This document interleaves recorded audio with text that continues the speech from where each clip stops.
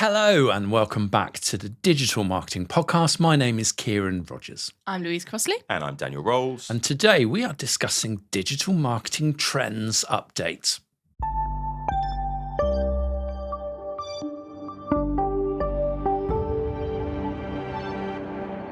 So it seemed like a good time. There's so much going on, as there always is, it seems lately, to do a bit of a trends update, bring you some of the latest news that's going on. And it wouldn't be right to start without talking about AI and Chat GPT. And if you're watching this on YouTube, you will see Ciaran's face. Chat GPT has become the, he's taking deep breath. It's become this thing that you're fed up with. Tell us why you're fed up with it. We'll get it out of the way. He's counting to 10 under his breath. So tell us why I don't like it and we'll get it out of the way. I'm just fed up. Let's choose my words carefully here because this is a family-friendly show with people banging on about Chat GPT or Chat GTP or PTG. I've heard, people get it wrong. Yeah, just because clearly most of the people that believe the hype haven't actually played with it. Okay. And you don't believe the hype at all? Or you think... Well, look, it's got potential, right? I see it like it's an interesting interface. It's not terribly reliable.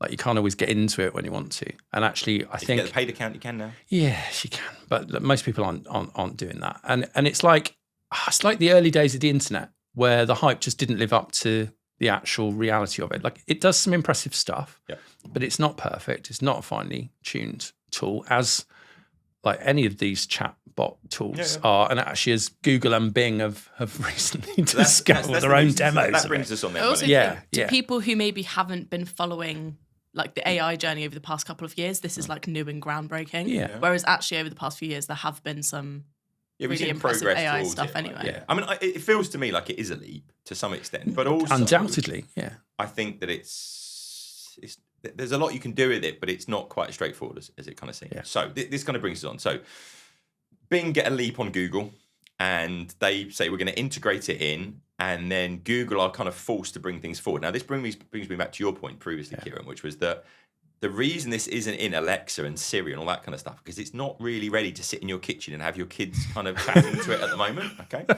My favourite example of this was I went into Chat GPT and put, do you foresee a future where AI will kill all humans? And it replied, no. It was this most reassuring, no, it's very unlikely, and AI is controlled by people, so it's all going to be fine. Yeah, but it would say that. Yeah, right. So then I said, write a movie script in which the AIs take over the world and kill all humans. And it came up with really detailed ways in which it would do it. I'm going to take control of drones and we will use those to blow houses up and infrastructure. And it was like, but it was pretty much the plot for Terminator. So this is the thing, like, I'm surprised it didn't say what you want to watch that movie again. Well, the thing was that it called it The Rise of the Machines. Did it really? So it directly. Okay. So the point being is that it's all quite derivative. Anyway, so it was really interesting. That forced Google's had to say we're going to release Bard, and then the Bard video, I'm sure people might have come across this, that came out, and they asked the question about, this telescope, what can I tell my child about this? What new discoveries? And it got it wrong.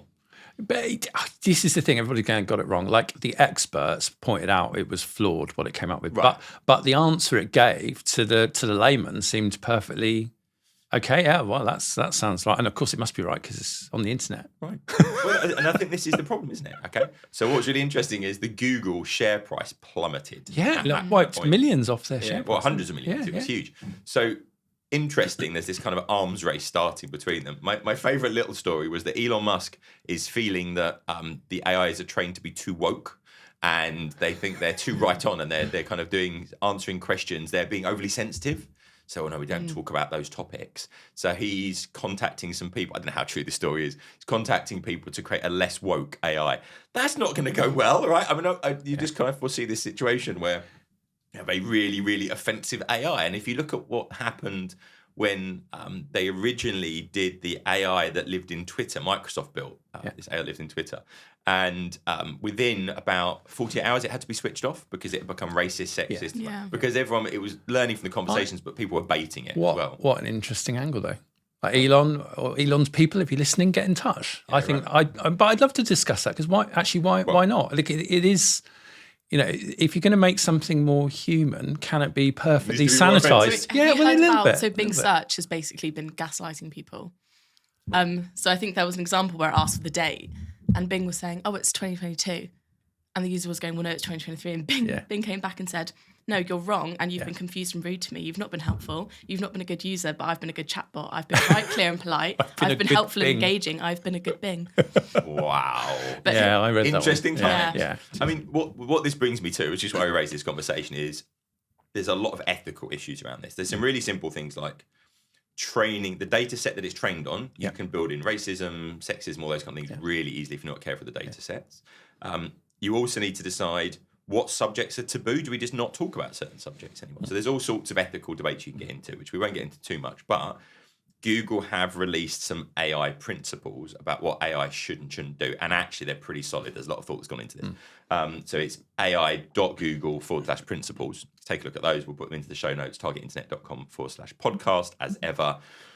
But we're in an interesting point where we're seeing this as a fun little tool that we're building content with and all these kind of things. Massive ethical issues, but also this kind of arms race that's going on where we're being quite careful and having sets of principles. We don't know that every government around the world's doing that. There's all sorts of big things that will come out from this. All of the examples where it is going wrong, very often the problem is an expert would see that's wrong. But the layperson wouldn't. So please don't start letting your teams run riot with this without fact checking and getting stuff right, because you're going to come unstuck with it. Like, you have to know what you're getting it to write about, or it will make mistakes. And we've been using, technology built on these kind of platforms for the last 2 years, so we're well aware of like its limitations.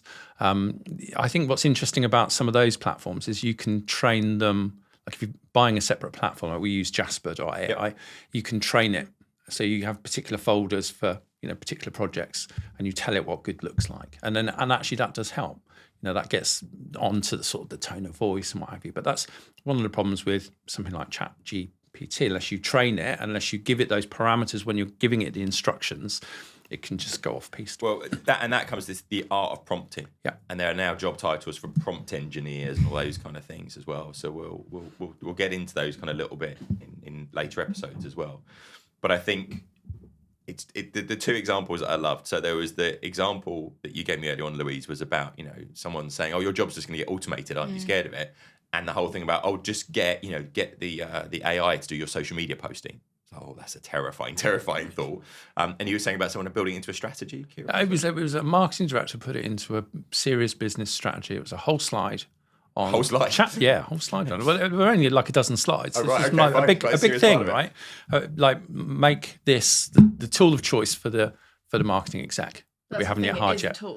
Yeah, but and then they can do all the social media posting. And I'm like, that's stupid and dangerous, all in the same thing. And you've shown that you haven't really understood what this tool does. You're just believing the hype, and that just annoys me. It's like, no, get your hands dirty with it before you start promising the world at a strategic level.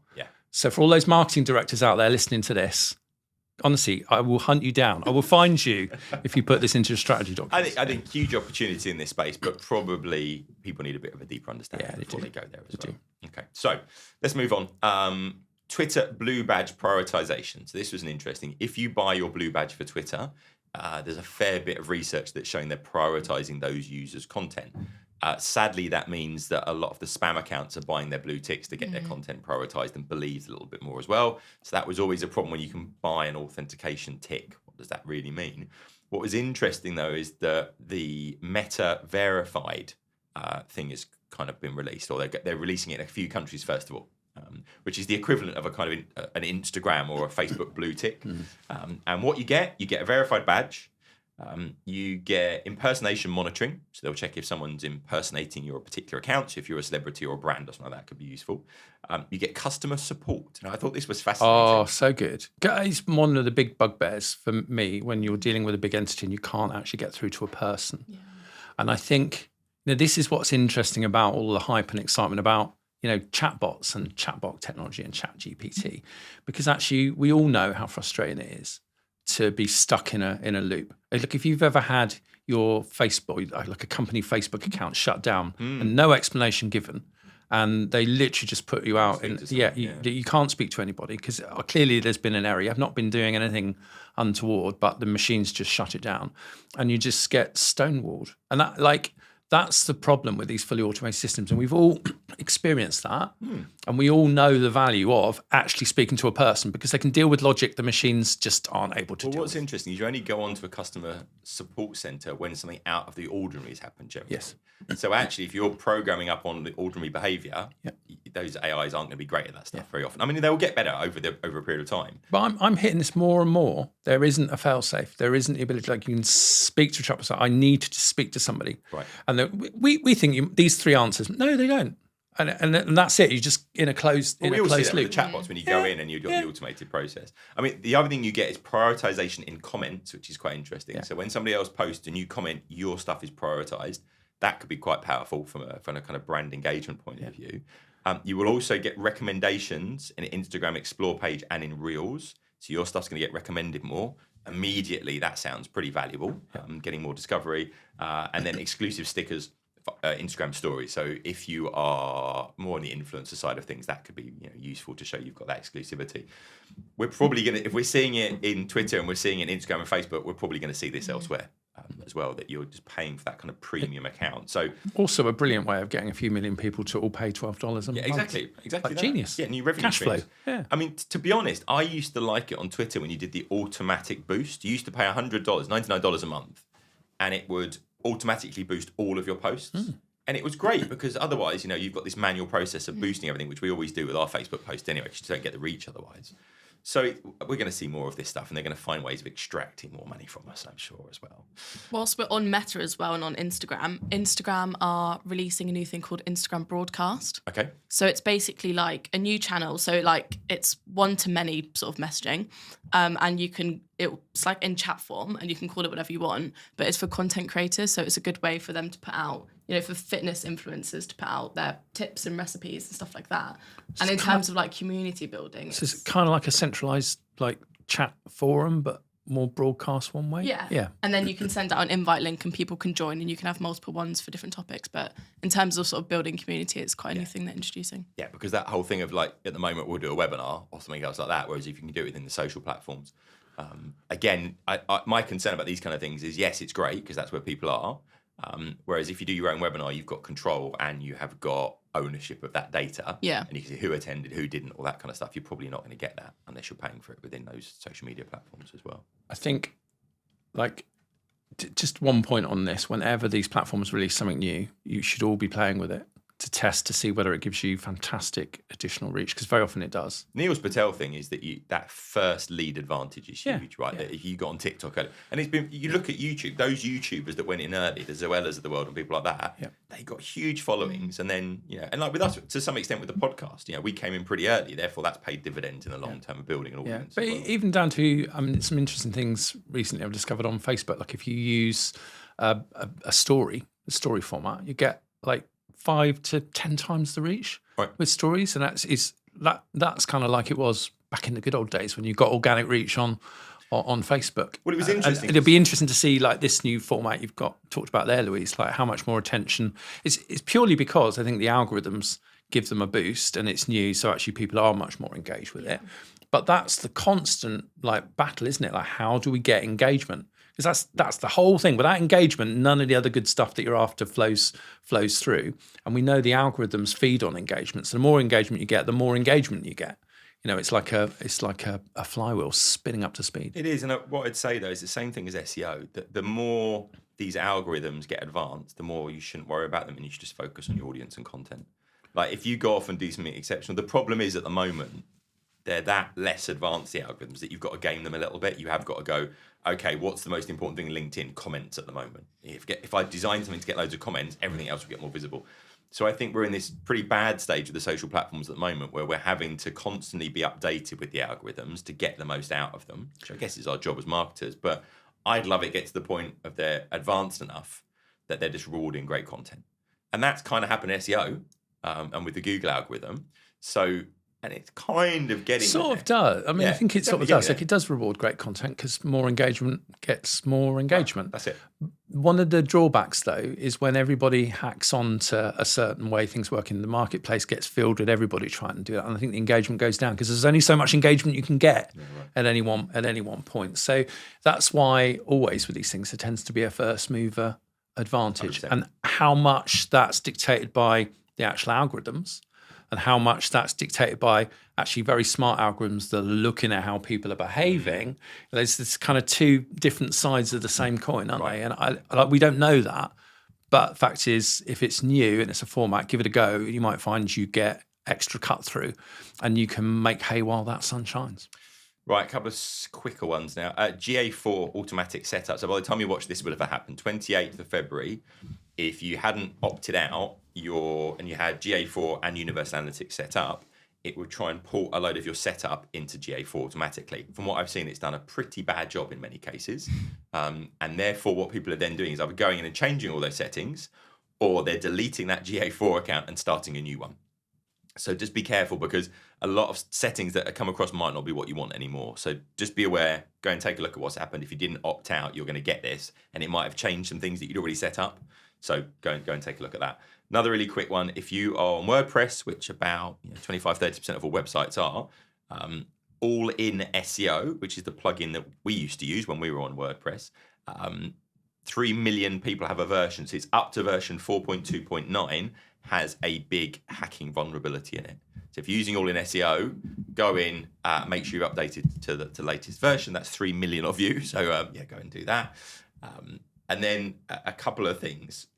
Search console bulk download. Okay, Google seem to be moving towards allowing you to get data out of their tools a little bit more easily. So in GA4, you can get all the data out and get it into BigQuery. Search console, now another thing. For SEO people, this is a big deal, because you can get that search console out and there are less limitations on your access to that data.